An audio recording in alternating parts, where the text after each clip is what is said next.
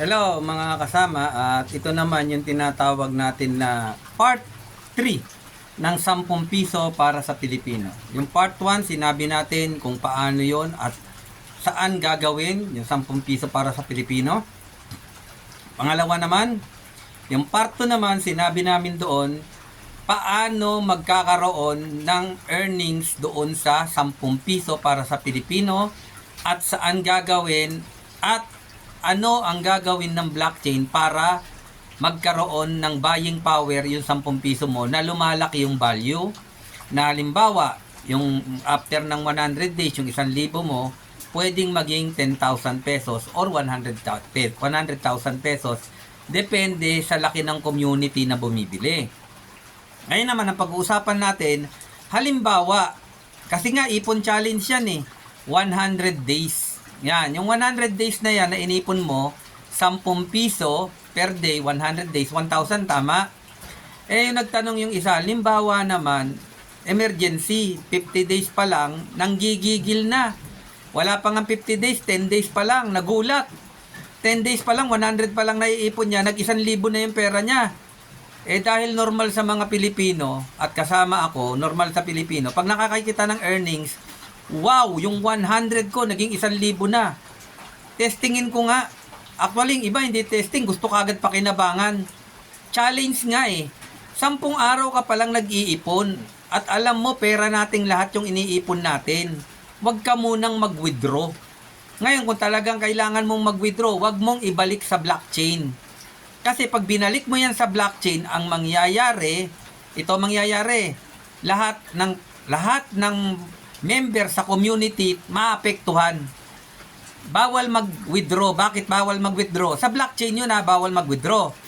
Kasi lahat bababa yung earnings. Halimbawa, 10 days na yung pera mo naging 100 or naging 1,000 na after ng 10 days. Gusto mo kagad panggigilan. Wow, yung 100 ko 1,000 na. I-withdraw ko na. Daling ko na sa blockchain. Mali. Pwede kang mag-withdraw, wag mo i-withdraw sa blockchain. Maraming bibili rito niyan. Halimbawa, yung 1,000 mo, yung 100 mo, naging 1,000 na. Di ibenta mo rito sa loob. Sabihin mo lang sa GC natin, meron akong ibebenta, kailangan ko ng pera, dahil may kung ano-ano, hindi ko kung kahit ano pang dahilan yan, ang mangyayari, yung 1,000 mo bibilin. Pero may tinatawag yan na trading margin. Kasi nga, pinalaobo yan ng pera nating lahat. Kung tayo 1,000 o 1,000,000, yung i-withdraw mo, pera nating lahat yan. Pera nating nagsama-sama. Ang mangyayari, pag nag-withdraw ka, madadamay yung pera nating lahat. Kaya nangyari, ikaw, 1,000, withdraw mo, yung lahat ng mga kasama natin na pare-parehas, na after 10 days, yung 100 natin, naging 1,000, lahat ng mga yon puro 1,000. Ngayon, mag-withdraw ka, ayaw mong pasaway, sana magpasaway. Nag-withdraw ka ng 1,000. Yung 1,000 nakita namin, magiging 900 kagad yon. Nabawasan ng 100. Lahat ng may 1,000 nabawasan ng 100, masakit yun. Kaya para maging fair sa lahat, dahil pera ng lahat yan, na huwag kang mag-withdraw, ang gawin mo po, ibenta mo po sa loob.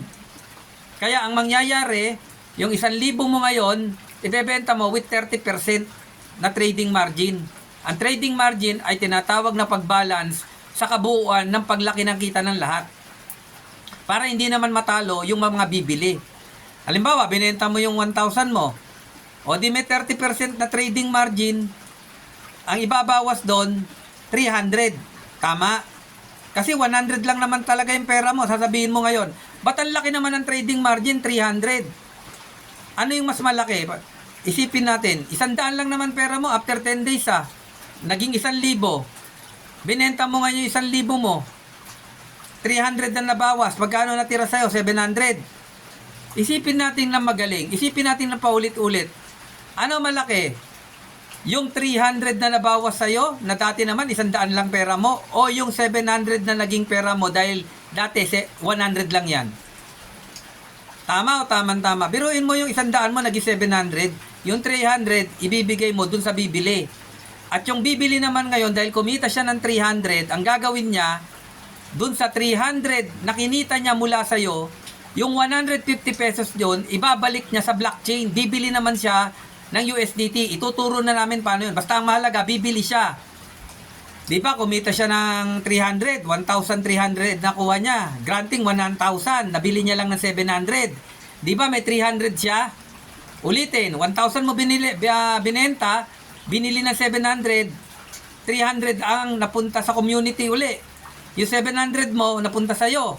Yung 700 mo, dating 100 lang yon, tumubo ng 600. Kaya wag mo nang tingnan yung 300 na napunta sa bumili kasi gagamitin niya yon para sa community. Di ba napakaganda? It is justice to all. Yung dating 100 mo, naging 700, dapat masaya na tayo nun. Dapat nga hindi mo ginagalaw yun dahil yayaman ka eh. Pero dahil emergency, wala ka na yata ibang mapuntahan, ang mangyayari, gagamitin mo pa.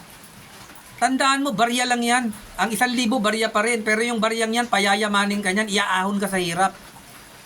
Kaya doon naman sa bumili, yung 300 pesos na naging gain niya, tinubo niya, yung 100 pesos ibibili sa blockchain, tataas na naman yung ating tinatawag na F3. Yung buying power ng pera natin na dati 100, magiging 1,000. Yung buying ng power ng 100, magiging 10,000. Ganun lang kasimple yun. Ulitin nyo lang yung video, mauunawaan nyo. Magandang araw.